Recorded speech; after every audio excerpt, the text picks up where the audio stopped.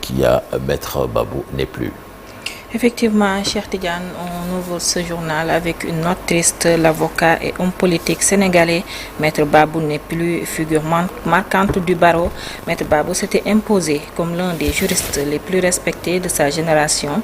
Connu pour sa rigueur et son franc-parler, il avait bâti sa réputation sur la défense de dossiers complexes où il se distinguait par sa ténacité et son engagement pour les causes sociales. Ses confrères le décrivaient comme un homme de principe, animé d'une forte probité intellectuelle et d'un sens aigu de la justice. Maître Babou était aussi ancien député.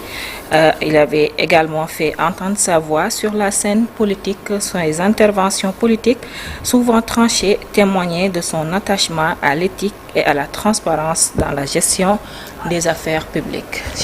Elhadji Malick Thiandoum, Maître Babou, on peut dire qu'une partie de lui était déjà partie.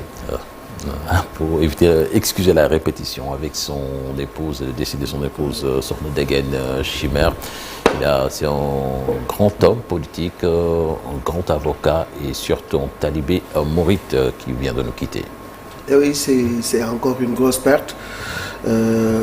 C'est vrai que Maître Babou est une figure emblématique du barreau, mais également c'est quelqu'un qui a marqué le landerneau politique sénégalais, mais aussi qui était fortement ancré dans ses valeurs de l'islam, mais également du mouridisme.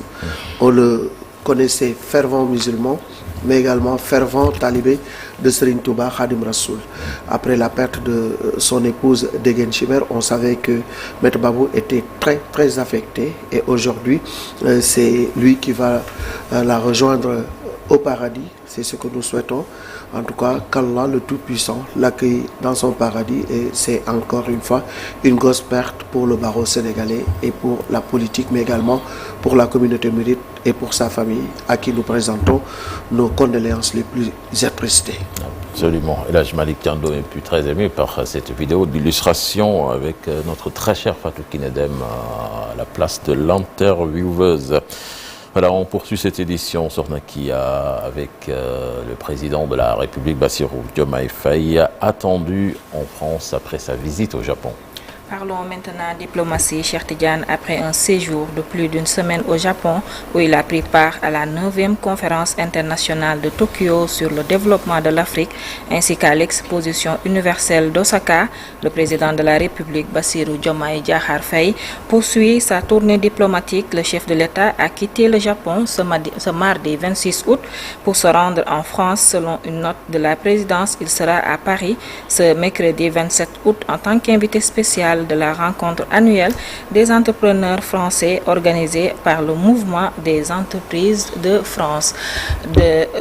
Quittons maintenant France pour revenir ici au Sénégal, plus précisément au fleuve Sénégal, qui franchit sa cote d'alerte avec la situation de Matam qui passe de 8,1 cm, un niveau à partir duquel l'alerte est bien rouge, surtout dans la zone du Dandemayo où les débordements de crues constituent une sérieuse menace dont les habitations que les périmètres rizicoles en pleine campagne hivernale. En attendant l'arrivée du ministre de l'Intérieur, les gouverneurs et préfets des localités de Matam et Kanel sont déjà sur le terrain pour coordonner les actions. Ali Bandelnia aussi été. Écoutons son reportage. Comme on le prédisait depuis le début de la tendance haussière, le fleuve Sénégal a bien franchi sa cote d'alerte. À la station de Matam ce matin à 8h, 8 mètres et 1 centimètre ont été relevés. Un niveau à partir duquel la menace devient de plus en plus sérieuse. Conséquence naturelle de cette montée, l'accélération des débordements des eaux de la crue. Comme les habitations sur tout le long du Dandemayo, les périmètres rizicoles sont aujourd'hui fortement exposés. En tout cas, la psychose est un peu générale, mais de toute façon, je pense qu'on a été vraiment averti à temps et que là où on avait vraiment des craintes, on a essayé de boucher les brèches au niveau de plusieurs paliers. Notamment à l'heure actuelle, pour le cas de Matam, l'entreprise en tout cas est en train de finaliser un peu la de protection surtout au niveau de la côte. Et bon, pour les autres, en tout cas localités, ce l'intention de faire, c'est de faire une bonne sensibilisation, en tout cas, des producteurs. Voilà, de prendre les dispositions nécessaires pour, en tout cas, utiliser des sécateurs au besoin, pour, en tout cas, boucher un peu là où on peut, en tout cas, avoir des...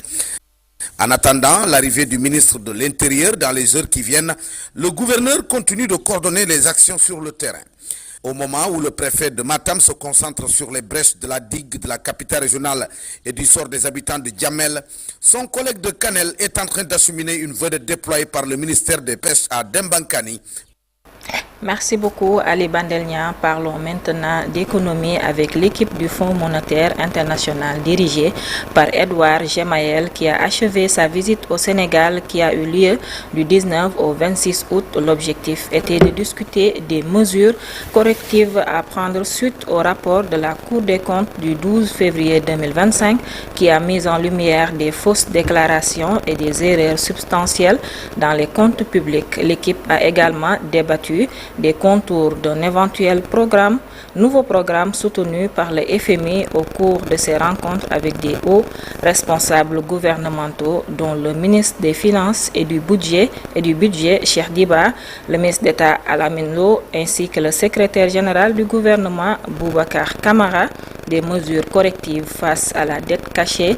Dans sa déclaration, Edouard Gemayel a félicité les autorités sénégalaises pour leur engagement en faveur de la transparence et de la responsabilité budgétaire suite à la révélation d'importantes erreurs de déclaration survenues ces dernières années.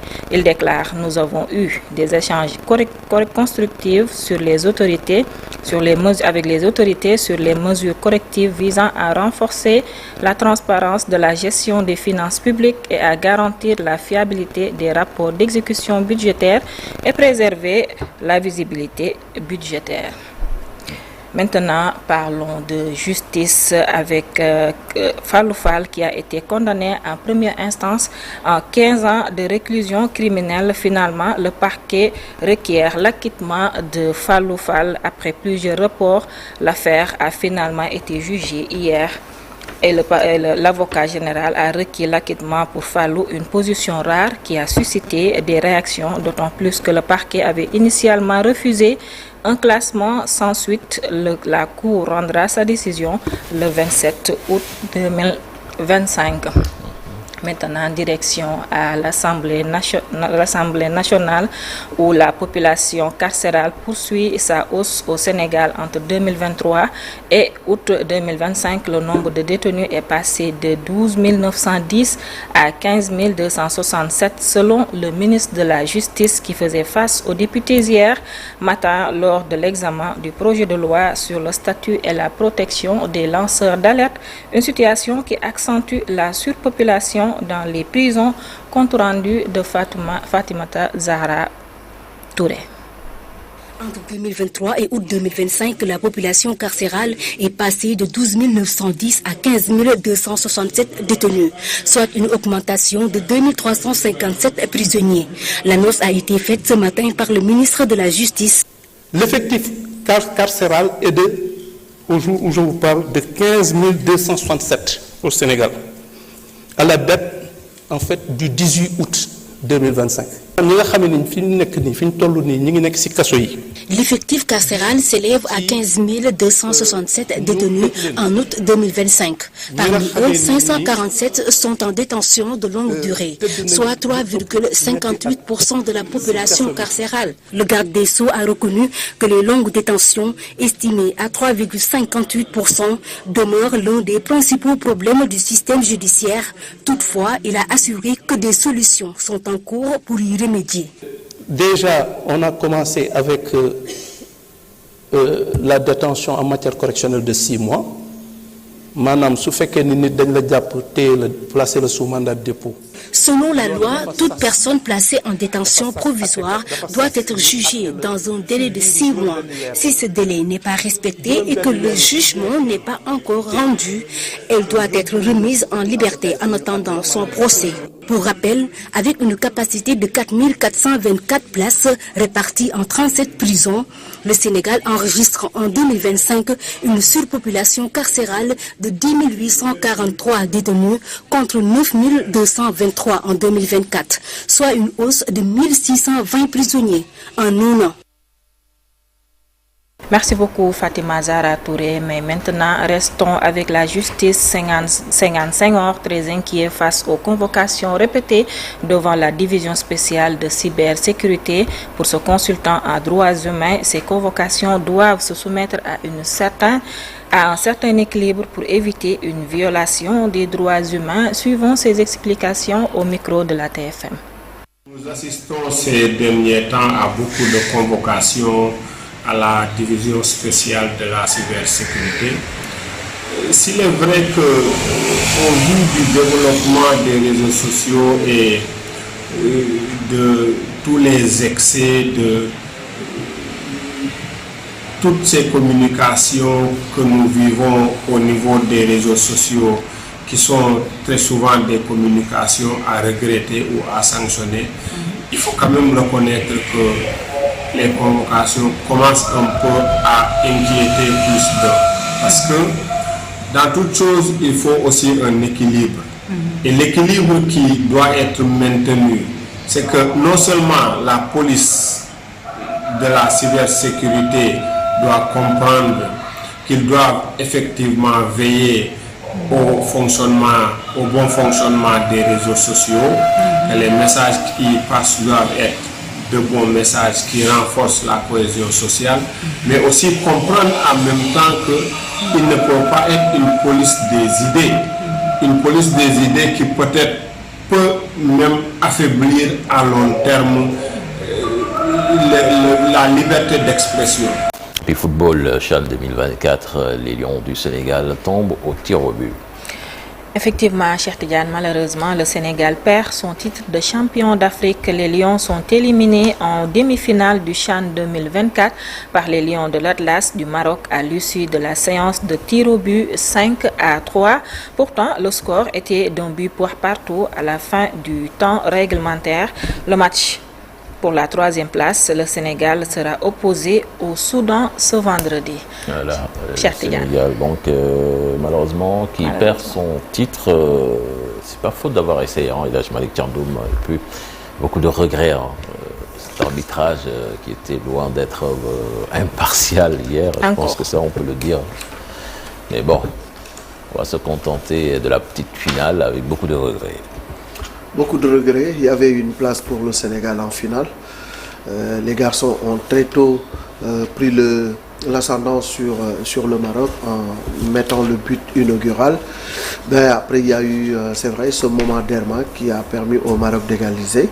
Mais il y a un tournant dans ce match-là. Et là, vraiment, beaucoup de gens n'ont rien compris. Incompréhensible. C'est incompréhensible. Le dernier défenseur qui fait tomber un attaquant qui file droit au but, le règlement est clair. Il n'y a pas à chercher de midi à 14h.